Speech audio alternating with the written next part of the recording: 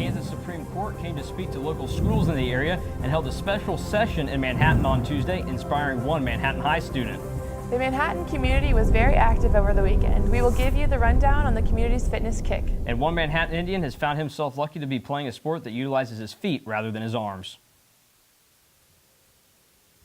Lots of sunshine out this morning, no cloud coverage throughout the day. Stay tuned later on in the show to see if this cooler weather is going to stick around and what it's going to be like this weekend for the Manhattan High and K-State game. Back to you, and Alex and Mason. This is KKSU-LD, broadcasting in high definition from Kansas State University, covering Manhattan, Riley County, and the Flint Hills. You're watching Channel 8 News. Good morning, everybody, and welcome to Channel 8 News. I'm Mason Voth. And I'm Alex Kemp. This morning we have the story of the Red Cross Blood Drive on campus, as well as taking a look at a downtown Manhattan's Third Thursday event. But before we get there, the Kansas Supreme Court was in town recently. The Kansas Supreme Court has been around for over a century, yet they made their first ever appearance in Manhattan this week. Channel 8's Brianne Smith followed the events during the visit. People don't like to go to court, but this week, court came to them. Some students would like to know more about a career in law. Haley Eiler, a junior at Manhattan High School, is glad she is finding out. I think it's important because a lot of students always have the interest of pursuing a career as a lawyer or a judge, but no one really talks about how you do that. The Manhattan High School government and history classes participated in an informal lecture Tuesday afternoon. For the first time in history, the Kansas Supreme Court is visiting Manhattan. High school students gather here in the auditorium to learn more about the court's overall role. Justice Dan Biles, a K-State alum who grew up in El Dorado, says the importance of speaking with the students is unmeasured. What's critical, because they're citizens, and the second they're 18, they get to vote, and they should vote. And if they're going to vote, they ought to know what they're voting for or against. The work that the Supreme Court is doing with the youth is different than what they are used to. High school students are less deferential to judges than lawyers are. The lawyers always try to be respectful, and the students don't need to be. Later that night, the state's highest court held a special session in the auditorium. For Haley, she may have an opinion on the evening, but learned to keep those to herself when it comes to the law. He was just talking about his role and what he does, and more so about the importance of keeping his opinions away from his job. The Kansas Supreme Court will continue their tour around the state in the following weeks. In Manhattan, Brianne Smith, Channel 8 News. The Supreme Court visited many other high schools in the area and will continue to do so in the next couple of days. According to the Manhattan Mercury, the Aggieville Business Association is in search for a new executive director after the termination of their former leader. Linda Mays had served as the executive director of the Aggieville Business Association since August of 2016 until the termination of her contract last week. It has not been released on why Mays was terminated as the director. In the meantime, co-owners of Tubby's, Ryan and Krista Bramall, will fill the responsibilities until the new director is selected. Looks like our local Manhattan Mall will be getting a makeover, but it might cost us. We're going live to Channel 8 News reporter Rachel Hogan at the Manhattan Town Center. Rachel? And it's going to be awesome, and it's going to go by really fast, and then we're going to pack up, and then we're going to go back to Dole. And by the time we get back to Dole, the show will be mostly over. And then after that, I'm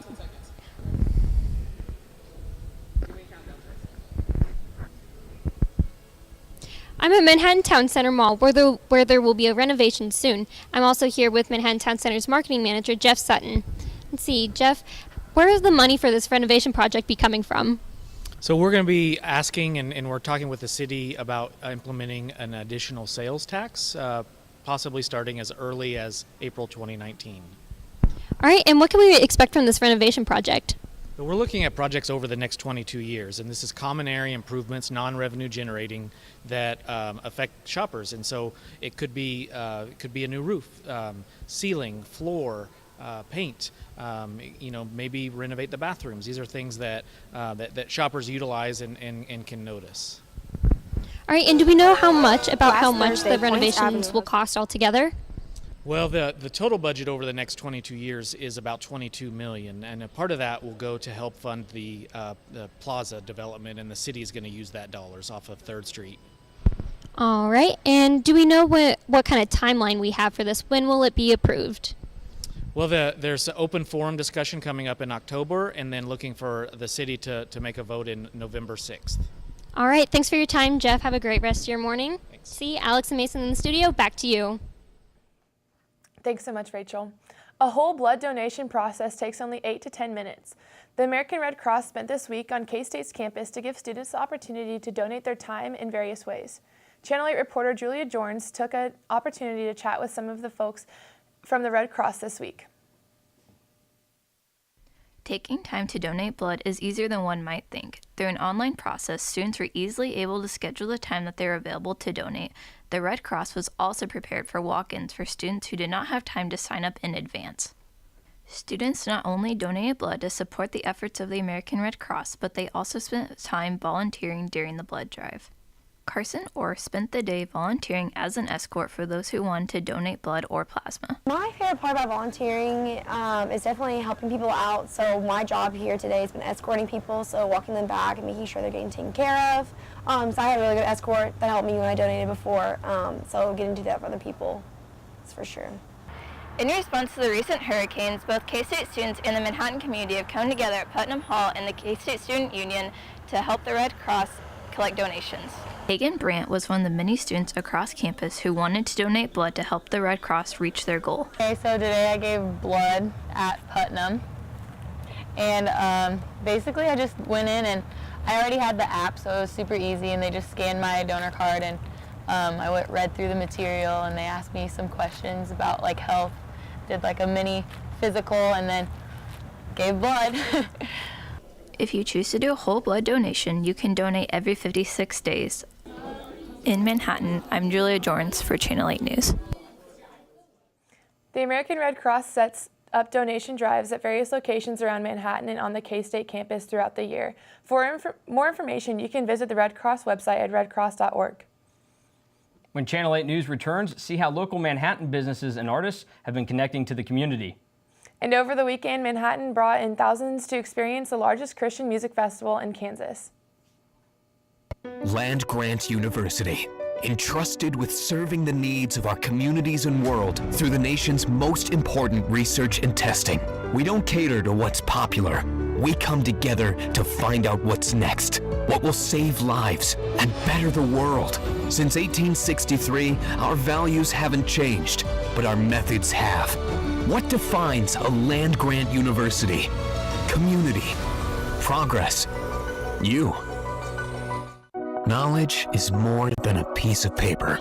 It's being committed to leaving the world a better place, dedicated to limitless learning, conducting research that is tried and true, and then tried again, crossing disciplines, blazing trails, discovering better methods that lead to global solutions. What is the K-State graduate student experience?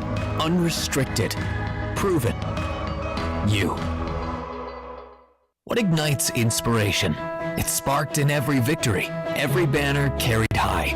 It's lit in traditions that bind each generation together. It's found in the people who push us to never settle and who serve those without a voice. It's iconic. It's groundbreaking. It's a new generation of world changers and answer seekers. What ignites inspiration? Tradition, passion, you. This past week, Manhattanites enjoyed their final third Thursday of the summer. Business owners, artists, and musicians of all sorts gathered on Points Avenue to gain community interest and display artworks. Last Thursday, Points Avenue hosted its last third Thursday of the summer. Parks and Rec planner Alfonso Leva used the final evening to educate the community on their upcoming pending park plans. I have a couple of master plans, one for City Park and then another for Warner Park. Those are a couple of plans that we have going before the Commission and Park Board within the next couple months. Hopefully we get those approved. Thanks to a renewal of quality of life sales tax plans, Parks and Rec has big plans. And, we're using that money $2 million over the next 10 years to improve our trails within Manhattan. So we're getting a little bit of feedback from the community, and that's what we want to do out here. But Third Thursdays isn't only for businesses. Local artists also get the chance to display their work and to interact with the public. Here on Points, you'd find anything from glass blowers to musicians and all types of artists in between. Artist Felicia Lack says she appreciates the opportunity for different artists to come together. What I like is the very many different ways of how they bring the arts, the diversity, the culture of it, whether in music, skits, dance, even allowing us to do our art. Lax thinks it gives the community a chance to show off its diversity. That there is a ethnic-centric type culture and arts in the town of Manhattan, Kansas. From Manhattan, Kansas, I'm Michaela Kitchen.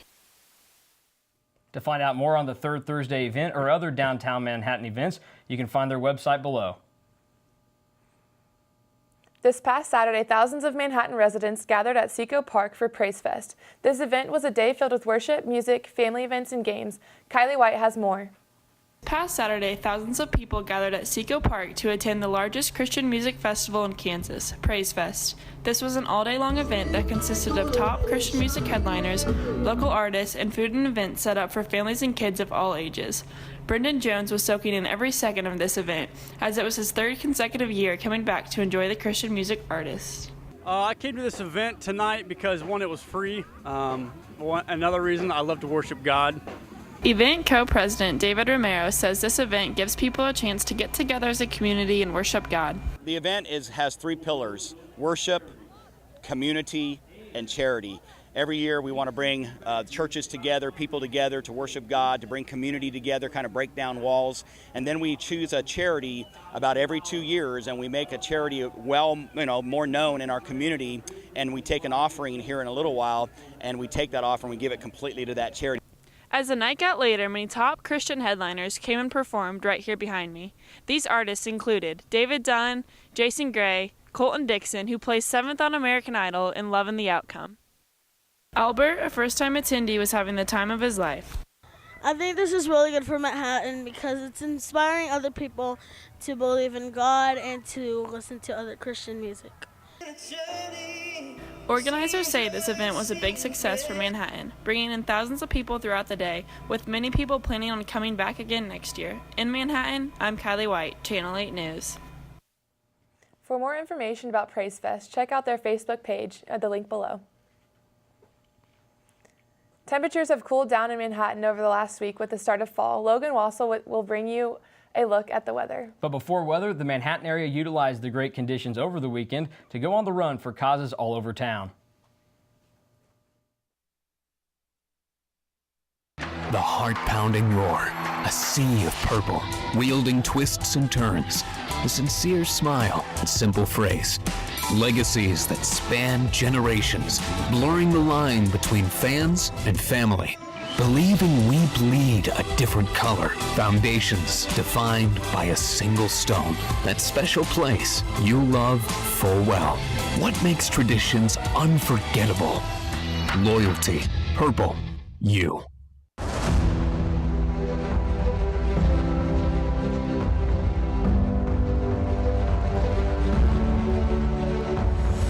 I know a spot that I love full well.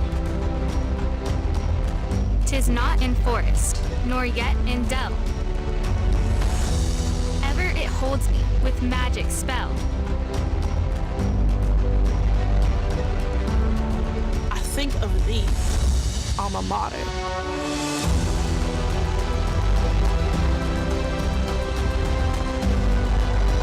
Carry thy banner high. Long, long, may thy colors fly. Loyal to thee, thy children will swell the cry.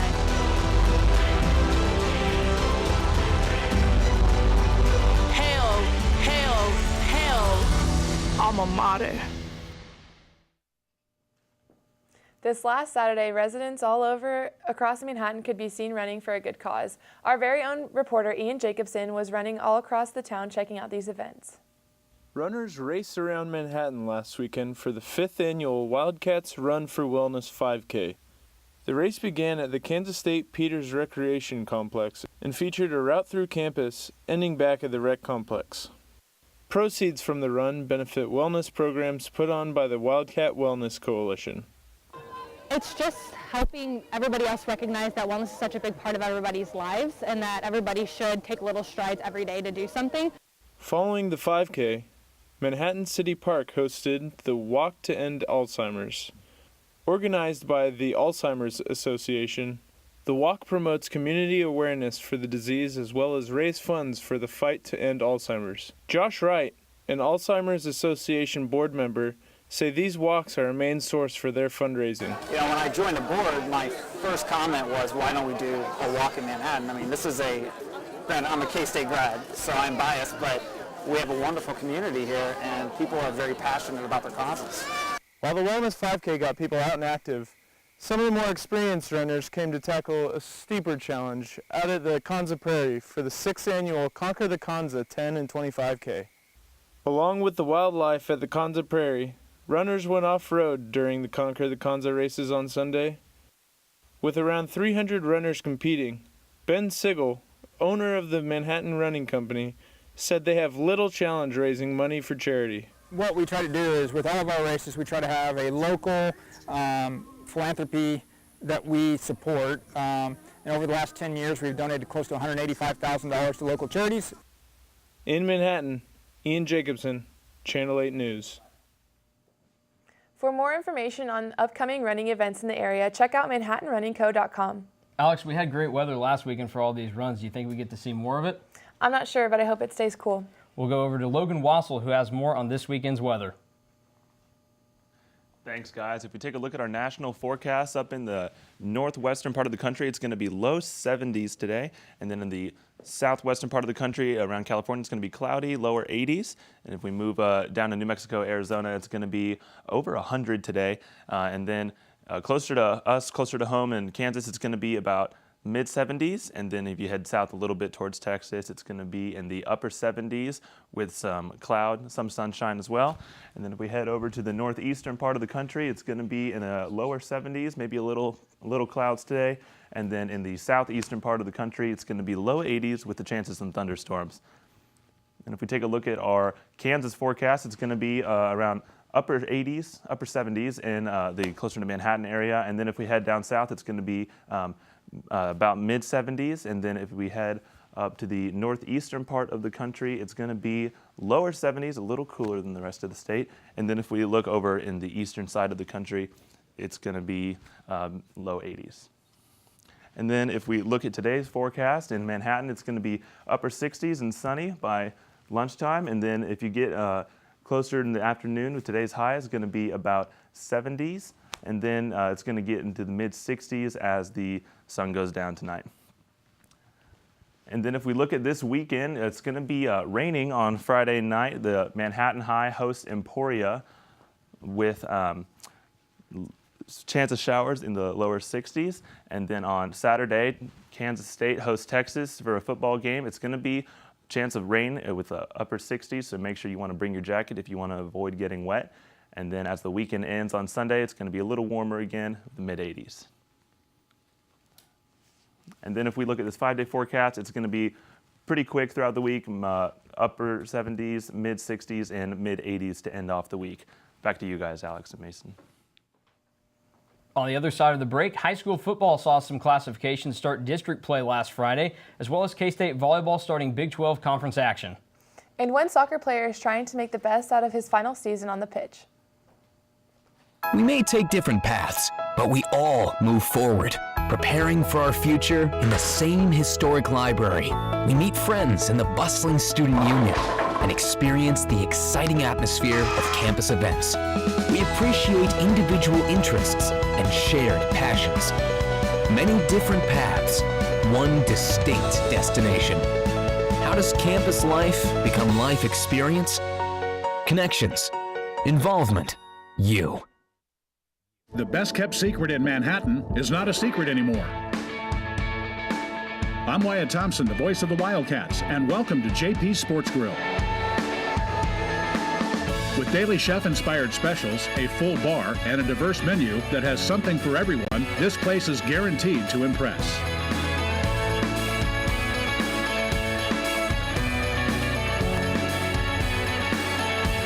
JP Sports Grill, your new favorite spot. I was so pleased with what I saw on the discussion boards last night. Who started the module?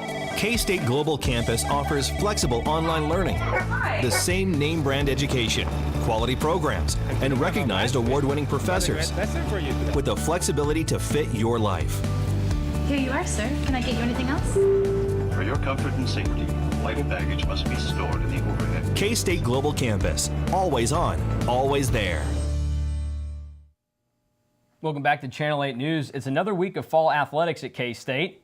K-State faced off this past Wednesday, Texas, resulting in a 3-2 loss for the Wildcats. Sports reporter Monica Diaz has the story. Thanks, Alex. K-State is facing a rough start to conference play this season, going up against Texas last Wednesday. After Kansas State won the first set against the Longhorns, 26-24, Texas came back and won 3 straight sets against the Wildcats. Texas won the 5th and final set by a score of 19-17 and ended the set with a .355 hitting percentage. The Wildcats also collected 3 blocks to go along with their 14 kills. K-State has started conference play 0-3. Their first loss was against number 5 ranked Texas. They lost in 3 sets on Friday in Norman against Oklahoma and then against West Virginia and Morgantown. The Wildcats will face off against TCU and Ahern Fieldhouse on Saturday at 7:30 p.m. The Horned Frogs are 0-2 in road matches this season. Manhattan High School has been dominating fall sports, but not without some bumps in the road. Channel 8 reporter Jordan Pulliam has the story. On Saturday, the Manhattan High School boys varsity soccer team took on Great Bend at home. The matchup was expected to be a tough one, but MHS brought their best, scoring 6 points and leaving Great Bend with only a single goal. One of the team's 6 goals was scored by a player with an unexpected injury. Last week, during their matchup with Seaman, senior Parker Holborn was chasing a ball and slipped on the new track that's being placed here at Bishop Stadium. This fall led Parker to break his wrist, but luckily for him, it's not putting the brakes on his senior season. The doctor told me I could either sit out for a couple weeks and go with the brace, or I could play with this and get it wrapped up really big every game, and I chose the cast because I really wanted to play against Washburn and I want to keep going throughout my senior season. Although Holborn was adamant about playing, his coach Frank Alonso wasn't sure about getting him back in the game. Thanks to some convincing and the doctor's approval, Alonso led him back on the field. It's been about 4 days with it, so he's doing a good job, and I tried to tell him, do you want to play, and he's like, I'm playing, so fair play to him. Despite his bulky cast, Holborn aims to overcome the challenge and make his way to state this year. I'd like to go back to state and win it because I was part of the JV team last year and I got to watch them get third, and I want to go back and win it this year. Holborn should be back to normal in the next few weeks. For now, Padding and Gauze are his most valuable players on his road to the state championship. That's all from me. In Manhattan, I'm Jordan Pulliam, Channel 8 News. Friday night was an exciting night for the Wamego Red Raiders as they defeated the Royal Valley Panthers at the first district game of the season. The Red Raiders took a 7-0 lead during the opening drive of the game as Tabor Vetter carried the ball 24 yards for a touchdown, which set the tone for the game. The Red Raiders led the game 45-0 at the end of the third, but gave that up as Royal Valley secured a touchdown during the fourth quarter. Royal Valley failed to complete a 2-point conversion, ending the game 45-6, ensuring a Wamego victory. The Red Raiders are now 3-1 on this season and 1-0 in district play. Wamego will be playing Marysville on the road this Friday. Alex and Mason, back to you. Thanks, Monica. Hopefully the Cats can fare as well as the Red Raiders did last week. Hey, Alex, how do you know if someone drinks coffee? I don't know, Mason, how? They will tell you about it. And we will tell you about some of the locations locals in Manhattan like to frequent to get their coffee fix when we come back. The limestone embedded in our history is the foundation of who we have become and what we can become tomorrow. We find inspiration in the past, new possibilities in our present, and anticipation for tomorrow's journey. Yesterday's triumphs are today's proud traditions, a transformation where a hall becomes a home, students become family, and research becomes reality. How do we build upon K-State's strong foundation? Innovation, collaboration, you. We may take different paths, but we all move forward, preparing for our future in the same historic library. We meet friends in the bustling student union and experience the exciting atmosphere of campus events. We appreciate individual interests and shared passions. Many different paths, one distinct destination. How does campus life become life experience? Connections, involvement, you. I'm Ngọc Trân from Đà Lạt, Vietnam. I'm Raphael from St. Mary's, Kansas. Mình nói cả tiếng Việt và tiếng Anh. I only speak one language, unless you count Pig Latin. Oh, you don't? Okay, one language. I'm new to K-State and want to experience everything I can in Manhattan. I'm hungry. Do you want to go eat some ice cream? Sure. Become an international buddy today and develop new friendships and experience different cultures. How do you say Wabash in your language? What's a Wabash? Coffee lovers in the Manhattan area will be jittering with joy to hear that a new coffee shop is being opened. With this new opening, however, is there way too many cups of joe in this town? I got the opportunity to chat with some of Manhattan's Java Jivers. The Little Apple seems to be buzzed on espresso beans, with places like Bluestem Bistro, Redina's, Starbucks, and Public Hall that opened just a few weeks ago. K-State student Madison Clinton gives us her positive outlook on this common theme throughout town.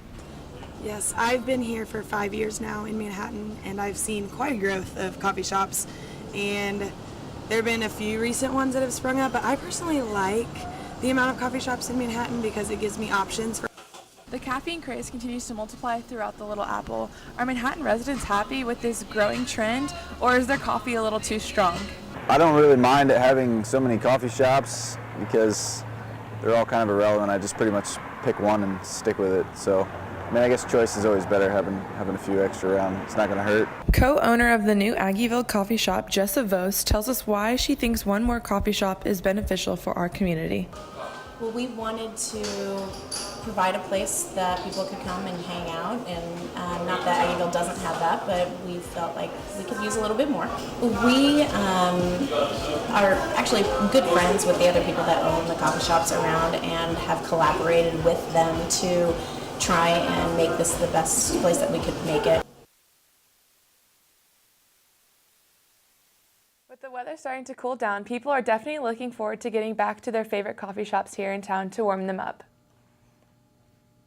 And Logan joins us again at the desk to tell us if maybe we can see that cool weather sticking around. What do you got for us, Logan?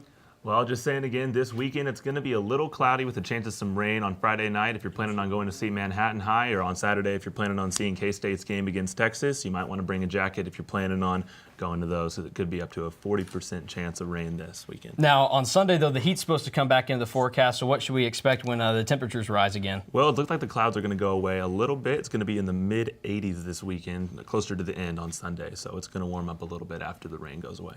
I'm not a warm weather guy, so I'm not going to have a lot of fun, am I?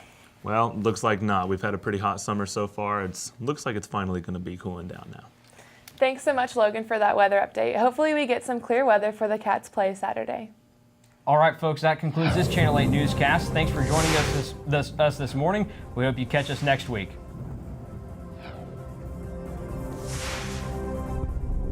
This is Channel 8 News.